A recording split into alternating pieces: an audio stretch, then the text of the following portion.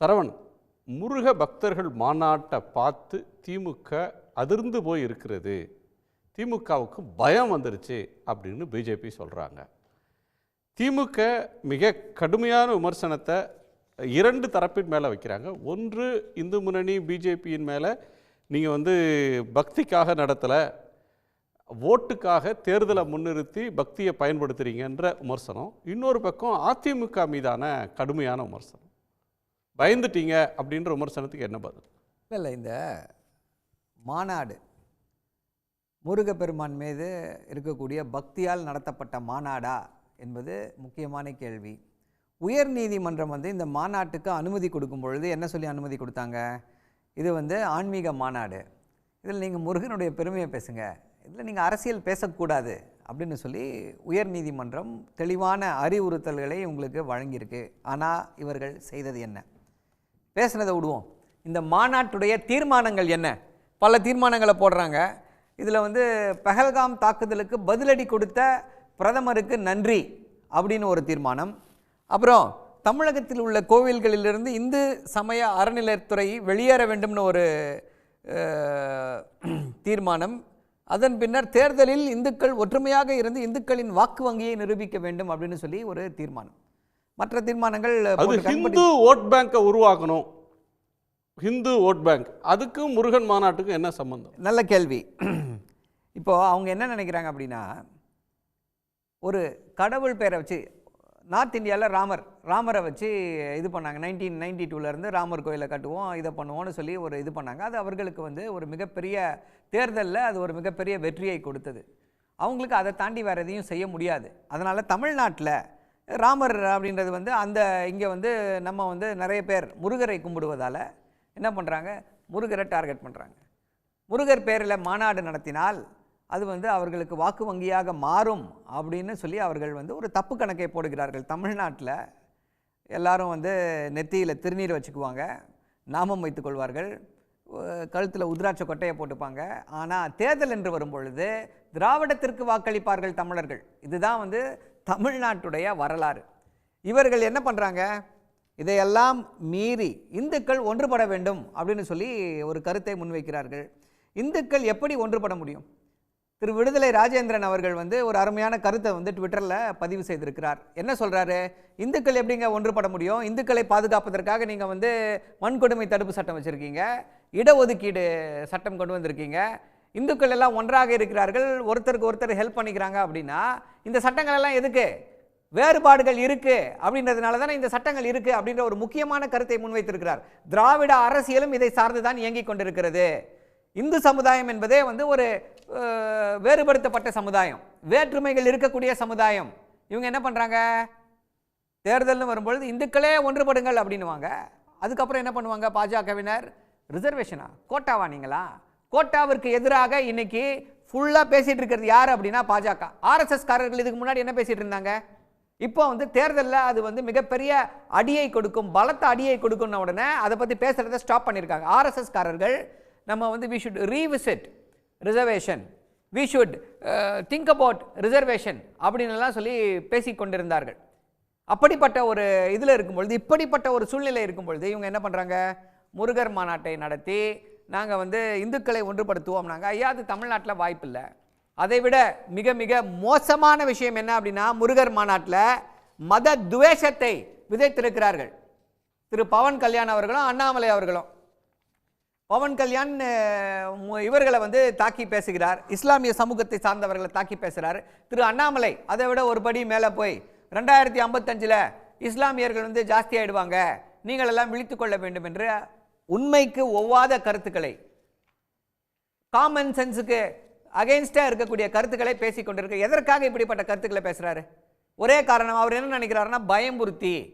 எப்படிதான் நார்த் இந்தியாவில் பயம்புறுத்துறாங்க, அதே போல தமிழ்நாட்டில் இங்கே இருக்கக்கூடியவர்களை பயம்புறுத்தி எல்லாரையும் ஒன்னாக்க முடியுமா அப்படின்னு யோசிக்கிறாங்க. அதற்கு வாய்ப்பு இல்லை. இப்போ இவர்கள் நாங்கள் இந்துக்களின் காவலர்கள், இந்துக்கள் நாங்கள் இதெல்லாம் கேட்குறோம் அப்படின்றாங்க. ஒரே ஒரு சின்ன வேண்டுகோள் தான், பாஜக முதல்ல அவங்கள இந்துக்களோடு ஐடென்டிஃபை பண்ணிக்கணும் அப்படின்னா ஒரே ஒரு விஷயத்தை செய்யணும்.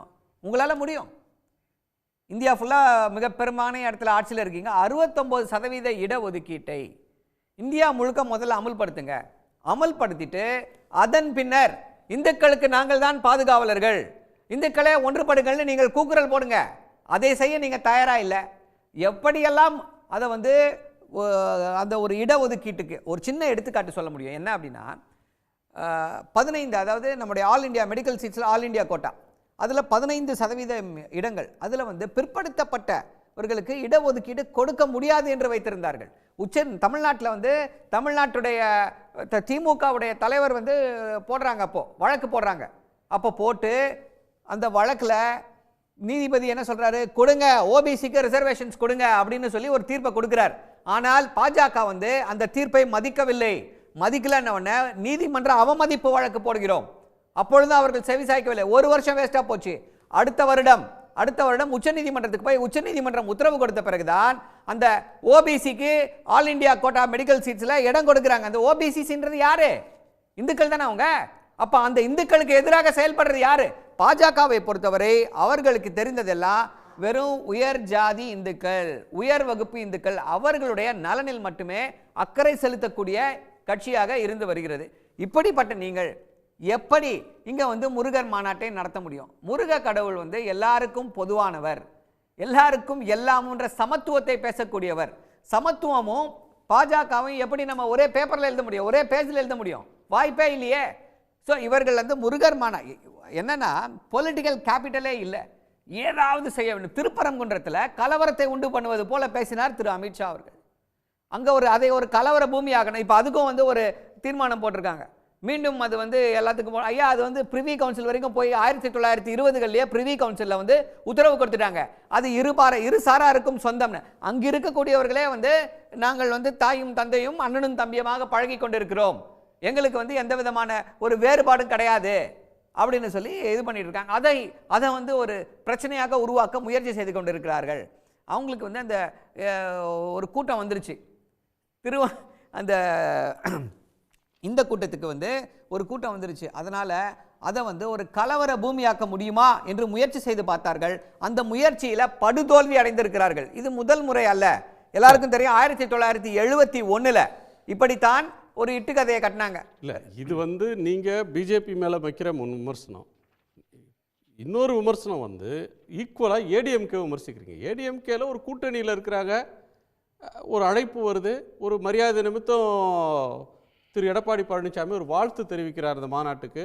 தன் கட்சியின் மூத்த தலைவர்களை பார்வையாளர்களை அனுப்பி வைக்கிறார். அவங்க வந்து அங்கே போட்ட தீர்மானங்களுக்கு அவர்கள் எப்படி பொறுப்பாவாங்க? எங்கள் நாலேஜ் இல்லாமல் நடந்த அந்த வீடியோ போட்டதுக்கு எங்களையா விமர்சிக்கிறீங்க? இப்போ நல்ல கேள்வி. பிஜேபியோட அரசியலுக்கு அதிமுக பலிகடா ஆயிடுச்சு, உங்களுக்கு வந்து அண்ணாவை திட்டுறாங்க, உங்களுக்கு ரோஷமே இல்லையான்லாம் கடுமையாக அறிக்கை ஆர்எஸ் பாரதி விடுறாரு. இல்லை, இப்போ இதை வந்து இவர்கள் செய்வார்கள், இதுதான் பாஜக என்று தொடர்ந்து சொல்லிக்கொண்டே வந்தோம். அவங்களும் அதே தான் சொன்னாங்க. 2019 தேர்தல் தோல்விக்கு பின்னால் அதிமுக அமைச்சர்கள் சொன்னாங்க, பாஜக வந்து இப்படிப்பட்ட கட்சி, ஒரு மத சார்பு இருக்கக்கூடிய கட்சி, அந்த கட்சியால் தோத்து போனாங்க. திருப்பி 2021 தேர்தலுக்கு முன்னாடி அதே கருத்துக்களை சொல்லி எக்காலத்திலும் மத சார்புடைய பாஜகவோடு கூட்டணி அல்ல அப்படின்னு சொல்லி வீரவசனம் பேசினார்கள். அப்புறம் திருப்பி போய் இப்போ கூட்டணியில் தானே சேர்ந்திருக்காங்க. அவர்களுக்கு தெரியும் இல்லையா? தெரிஞ்சே நாங்கள் போய் தமிழ்நாட்டு மக்களுடைய, இப்போ அதிமுக அப்படின்னா அது ஒரு பிரைவேட் லிமிடெட் கம்பெனி அப்படின்னா நம்ம போய் அந்த பிரைவேட் லிமிடெட் கம்பெனியை பற்றி எந்த பிரச்சனையும் யாரும் நம்ம இது பண்ணி பாஜகவை அதை சப்போர்ட் பண்ணி, ஆர்எஸ்எஸ்ஸை அதை சப்போர்ட் பண்ணி, யாரை வேணால் சப்போர்ட் பண்ணிட்டு போகலாம். ஆனால் ஒரு ஜனநாயக ரீதியில் ஒரு எதிர்கட்சியாக இருக்கக்கூடியவர்கள் தமிழ்நாட்டை வந்து நம்ம இப்படிப்பட்ட மத வெறியர்களிடமிருந்து பாதுகாத்து வைத்திருக்கிறோம். அப்படிப்பட்ட அந்த மத வெறியர்கள் தமிழ்நாட்டுக்குள்ள நுழையக்கூடாது என்பதற்காகத்தான் இவ்வளவு பிரயத்தனம். அதிமுக மேலேயும் நம்ம இந்த விமர்சனங்களை வைக்கிறோம் அப்படின்னா அவர்கள் எதிர்கட்சின்றதுக்காக இந்த விமர்சனம் அல்ல. அவர்கள் தமிழ்நாட்டை வந்து ஒரு மதவெறி கும்பலிடம் கொடுத்து விடக்கூடாது, அந்த கும்பல் இங்கே வந்துவிடக் கூடாது, அதற்கு அவர்கள் ஏதுவாகி விடக்கூடாது என்ற அந்த நல்ல எண்ணத்தின் அடிப்படையில் தான் அதிமுக விமர்சனம் செய்து கொண்டிருக்கிறோம். இப்போ ஒரே ஒரு சின்ன கருத்து தான், ஒரே ஒரு சின்ன கருத்து முடிச்சிடலாம்.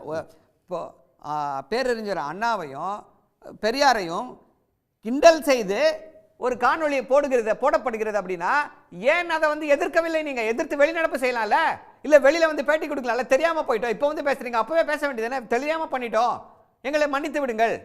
இது எங்களுடைய நாலேஜ்லாம் நடந்துச்சுன்னு திரு எடப்பாடி பழனிசாமி என்ன வாயில கொழுக்கட்டை வைத்துக் கொண்டிருக்கிறாரா? அவர் ஏன் பேச மாட்டாரு இதை பத்தி?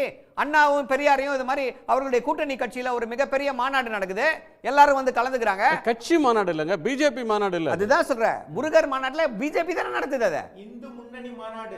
அதுல யார் போய் பேசுறா?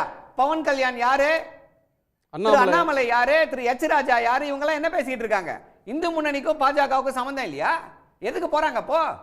சோ இது அப்பட்டமான அரசியல் மாநாடு, இது ஆன்மீக மாநாடு அல்ல. இதை தமிழ்நாட்டில் இருக்கக்கூடியவர்கள் எல்லோரும் நன்றாக உணர்ந்து கொண்டிருக்கிறார்கள். உடனுக்குடன் செய்திகளை தெரிந்து கொள்ள சன் நியூஸ் பெல் ஐகானை கிளிக் பண்ணுங்க.